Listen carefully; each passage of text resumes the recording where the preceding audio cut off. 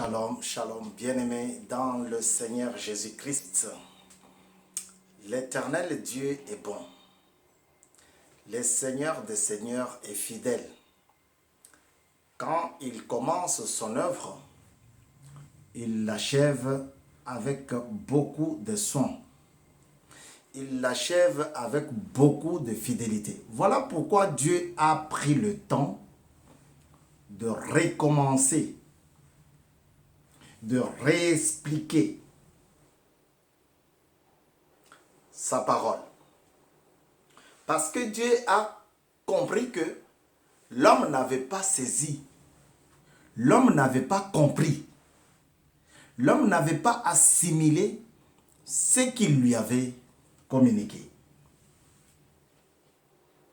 Alors, nous sommes ici je suis en avance. Je ne dois pas poser le mois de mai comme ça. Nous sommes aujourd'hui le 10 mai 2021.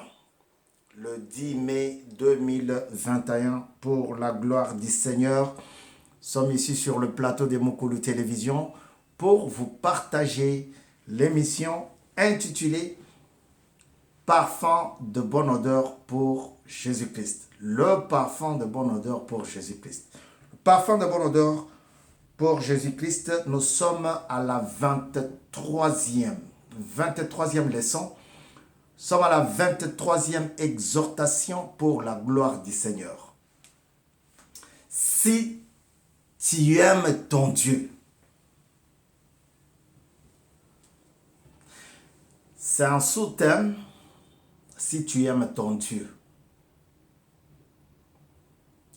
C'est le sous-thème sur le thème manger bio, alors manger bien. Manger bien, cependant, il faut que tu manges bio. Si tu manges une nourriture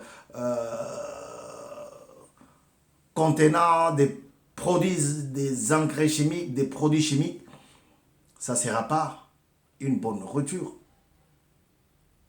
Ça ne sera pas du bio. Mais si tu manges la bonne nourriture, on n'a pas mis des engrais chimiques, on n'a pas mis des produits pour faire croître à la vitesse de la volonté humaine, ça ne sera pas du bio. Mais si tu manges la nourriture naturelle, on va dire qu'il a mangé bio. Il a acheté bio. Il a préparé bio. Vous voyez? Nous sommes là pour vous donner une bonne nourriture que l'Éternel lui-même a préparée. Alléluia. 23e leçon pour la gloire du Seigneur. Sans plus tarder, nous allons lire le texte de base. Nous allons le lire au moins 42 fois. Pourquoi? Parce que nous avons 42 leçons à vous partager. Ici, sur le plateau de Mukulu Télévision. On aura 42 sous la conduite du Saint-Esprit.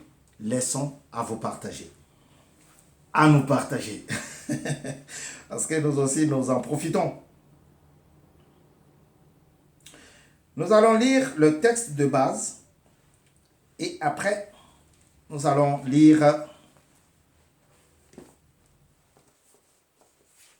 le texte du jour. Le texte de base, c'est dans Amos chapitre 8, verset 11. Et là, Dieu dit, « Les jours viennent, déclare le Seigneur, l'Éternel,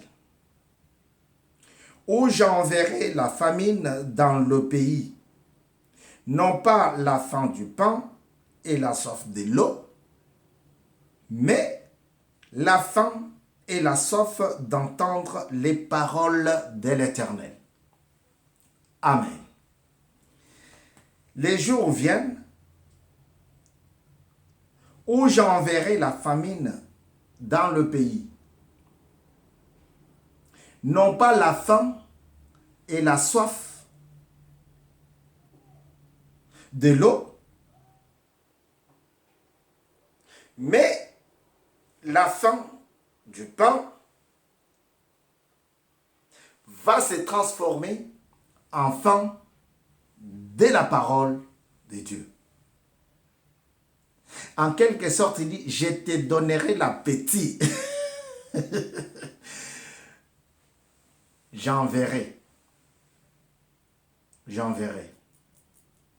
Ce n'est pas maintenant. Il te prévient qu'il y aura des jours. Et ces jours-là, il n'y a que lui qui connaît. Parce qu'il est le souverain. Ça constitue notre texte de base. Pourquoi nous parlons de la nourriture bio? Pourquoi nous parlons de la soif et la faim de la parole de Dieu? Pourquoi? Parce que Dieu veut te transmettre quelque chose. Il ne faut pas refuser d'aller faire les courses ou de préparer aujourd'hui pour dire « Ah, le pasteur a prêché, il faudrait manger que du bio. » Non. Préparer ce qu'il y a. Manger ce qu'il y a. Cependant, il faut manger bien. Deuxième texte, Deutéronome chapitre 11. Ça me rappelle, hein? Bafaf Alex, Willy Lunda, Toko Edo et tant d'autres. Jekolonga Longa. Il est pasteur au Canada. C'est des gens qui nous ont façonnés. Alors, ils ont utilisé ces chapitres plusieurs fois. Aujourd'hui, je suis très heureux de le retrouver. Et ça me donne beaucoup de souvenirs, des bons souvenirs. Deutéronome chapitre 11, verset 13 à 17. Je lis toujours au nom du Seigneur Jésus. Si vous obéissez au commandement que je vous prescris aujourd'hui, si vous aimez l'Éternel, c'est ça notre sous-thème, hein? Aimez l'Éternel. Si vous aimez l'Éternel, si vous aimez l'Éternel, votre Dieu, et si vous le servez de tout votre cœur, de toute votre âme, je donnerai au moment voulu la pluie à votre pays, les premières et les dernières pluies. Et tu récolteras ton blé, ton vin nouveau et ton huile. Je mettrai aussi dans tes champs de l'herbe pour ton bétail. Et tu mangeras à ta satiété. Tu mangeras à ta faim. Veillez bien sur vous-même. Ne vous laissez pas persuader dans votre cœur de vous détourner pour servir d'autres dieux et vous prosterner devant eux. La colère de l'Éternel s'enflammerait alors contre vous. Il fermerait le ciel et il n'y aurait pas de pluie. La terre ne donnerait plus ses produits et vous mourriez bien vite dans le pays, dans le bon pays que l'Éternel vous donne. si vous aimez l'Éternel, votre Dieu, je donnerai au moment voulu la pluie et votre pays sera en abondance. Vous voyez? En fait, c'est ça. C'est que le verset veut dire. Dans certains pays, la pluie ne tombe pas toute l'année. Mais dans d'autres pays, la pluie tombe toute l'année. Dans d'autres, la pluie tombe 6 mois et 6 mois de pécheresse. De sécheresse, pardon. Tellement qu'on parle du péché. Dans ces pays-là, on connaît l'importance et l'inconvénient de l'absence de la pluie. Et ici, Dieu fait allusion, Dieu fait mention de la pluie, de la première pluie.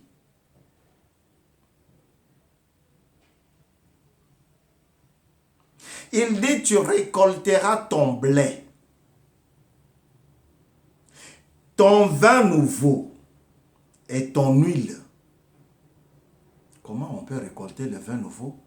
Aussi, il y a la vigne. Il y a les champs de la vigne. Et Dieu promet que si vous aimez votre Dieu, il commence, il dit, si vous aimez votre Dieu. Et au moment de la récolte, il dit, si tu aimes ton Dieu, tu récolteras. Donc Dieu quitte du général, il descend vers le particulier pour te responsabiliser. Parce que le salut est individuel. Il dit, si vous aimez votre Dieu, l'Éternel, tu récolteras ton vin nouveau, ton blé et ton huile. Si ces 3 choses manquent sur la table, dans certains pays, on va parler de la carence. Tu n'as pas du pain. Oh là là! Mais qu'est-ce que tu manges? Tu n'as pas de l'huile. Qu'est-ce que tu bois? Qu'est-ce que tu vas mettre dans le... Tu n'as pas du vin.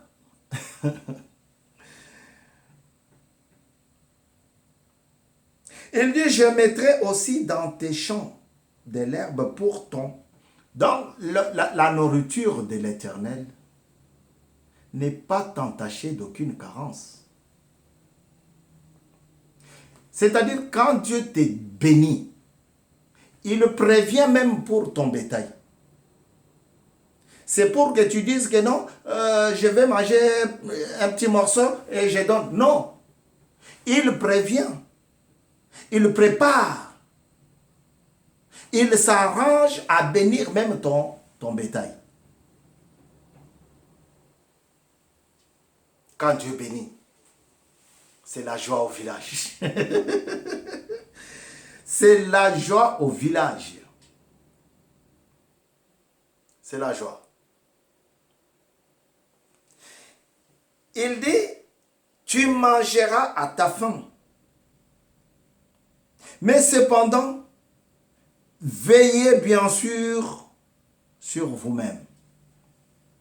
Veillez, c'est-à-dire quand tu vois quelqu'un en train de tomber, ou bien quelqu'un qui est déjà par terre, tu l'encourages. Tu lui dis, hé, mon ami, tu es tombé. Tu as péché. Il dit, veillez sur vous-même. Ne vous laissez pas séduire jusqu'à aller vous prosterner devant d'autres dieux. Souvent, quand on voyait les gens manger très bien, vous passez, vous sentez une bonne odeur, la viande. On avait les yeux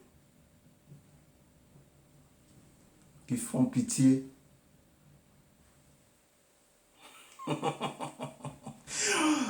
Quand on allait manger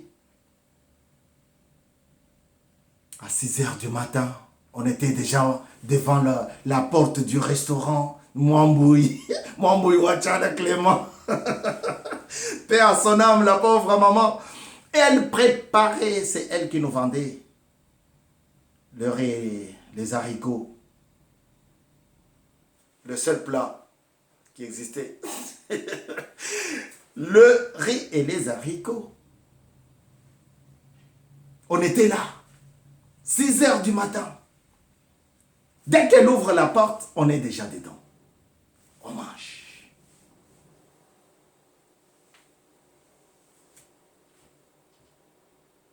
Dieu dit ici, veillez vous-même. Veillez sur vous-même. Et si tu n'avais pas l'argent à 6 heures du matin, 7 heures du matin, 8 heures du matin, 9 heures du matin, c'est l'heure où on commençait déjà à fermer les portes du restaurant. Donc, il n'y a plus rien à vendre. Tout le monde avait déjà mangé. C'est là qu'on devenait de plus en plus méchants envers nous-mêmes. On volait l'argent pour aller manger et payer son plat. Dieu dit, veillez-vous sur vous-même. Les plats de Dieu sont succulents, frères.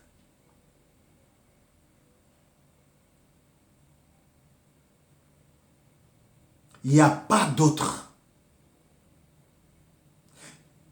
plus meilleur que c'est que Dieu peut te donner.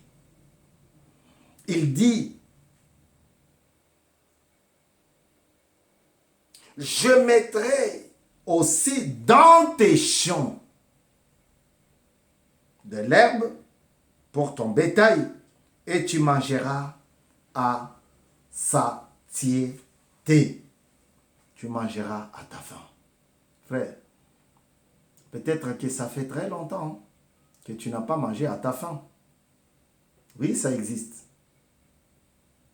Pas seulement aujourd'hui, mais même à l'époque d'Israël, à l'époque d'Ésaïe, même à l'époque d'Élie, vous vous en souvenez, la maman qui avait donné son fils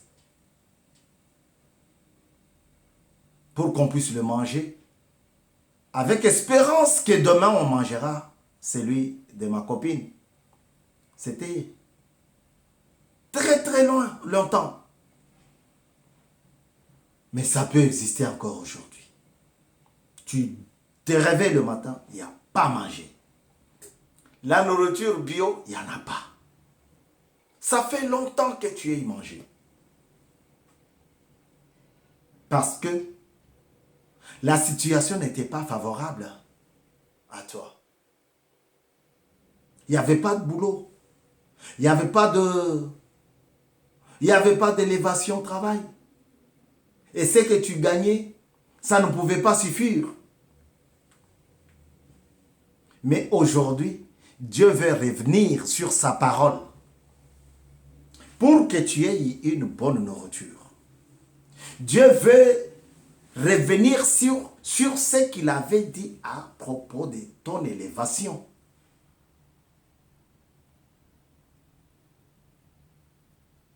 Dieu veut revenir, bien-aimé. Mephibosheth veut dire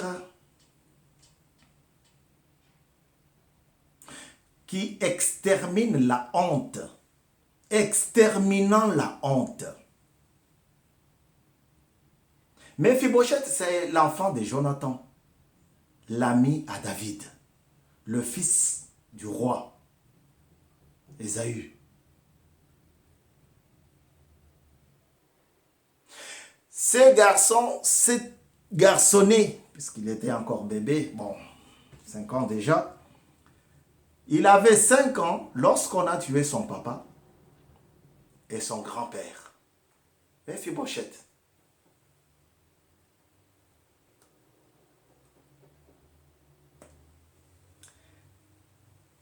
La parole de Dieu laisse voir que quand on a transmis la nouvelle, la nourrice qui s'occupait de ces jeunes, de ces garçons, de ces garçonnets, a tellement tremblé qu'elle voulait s'enfuir. Et elle a fait un mauvais pas. L'enfant s'est retrouvé par terre. L'enfant est tombé. Et il s'est retrouvé boiteux. Boiteux. Signe de faiblesse. Les gens qui devraient vivre en dehors de la cité. Mais lorsque David a pris le pouvoir, il a dit, est-ce que y a-t-il encore quelqu'un de la maison de Saul? Saül. Moi je dis Esaïe. De Samuel, il dit, y a-t-il encore quelqu'un de la famille de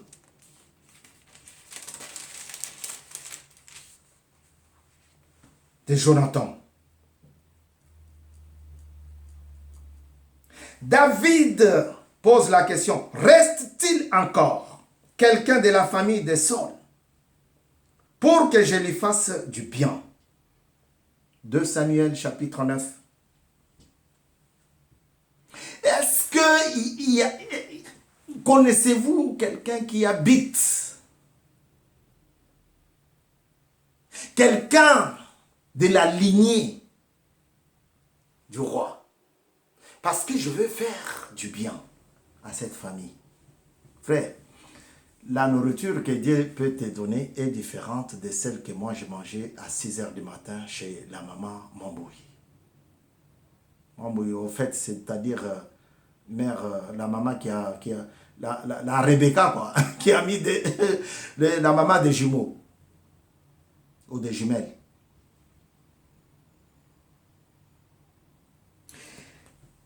David demanda, reste-t-il encore quelqu'un de la famille de Saul pour que je lui fasse du bien, pour que je lui donne à manger? Il veut que ce garçon-là soit avec lui à la table du roi. Et ça, il n'y a que Dieu qui peut faire ça.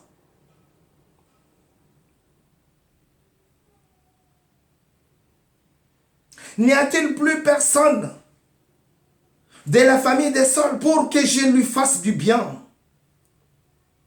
La preuve de mon amour, de mon alliance, de ma relation avec son fils Jonathan. Oui. Où est-il? Il est là, il existe. Mais c'est de l'autre côté. De l'Odébar. C'est très loin. Chef, tu es déjà chef. Non. Dieu veut revenir. Dieu veut réexpliquer. Chef, c'est très loin. Reste, tu es déjà chef. Ils sont déjà morts. Laisse-le. Non. Vous allez à l'Odébar. Vous me ramenez ce petit. Lisez la parole de Dieu, frère. N'attendez pas seulement, je lis pour toi. Peut-être qu'on ne va pas lire ça maintenant. Lisez. Ils sont allés du côté de l'Odébar et ils ont pris Mephibosheth. Mais voici, Après avoir expliqué la chose, le roi a besoin de faire du bien. Mais voici. Dieu dit, si vous aimez votre Dieu, si vous obéissez au commandement, frère, pour manger bio, il faut obéir au commandement. Les bio, c'est vendre cher, hein? Mais il faut obéir au commandement pour cultiver bio déjà. Voilà pourquoi Dieu dit, si vous obéissez à ma parole, je vais vous donner une bonne nourriture. Je vais vous encadrer. Je vais vous bénir. Je vais vous donner la paix. Je vais vous donner la joie. Peut-être que vous manquez de joie. Hein? La nourriture ici, c'est toutes ces choses-là que vous manquez. 23e leçon pour la gloire du Seigneur. Si vous obéissez, si vous aimez, obéir, c'est bien. Mais tu ne peux pas obéir si tu n'aimes pas. Laisse que la paix et la gloire de Dieu se manifestent devant vous, dans votre foyer. Nous sommes arrivés à la fin de notre enseignement et nous bénissons l'Éternel parce que vous allez manger bio. C'était votre frère Bavon Kassongo Badia dans cette émission le parfum de bonne odeur pour Jésus-Christ. Mangez bio, alors mangez bien. Mangez bien, alors mangez bio. Je reviendrai peut-être sur ces lieux, mais pas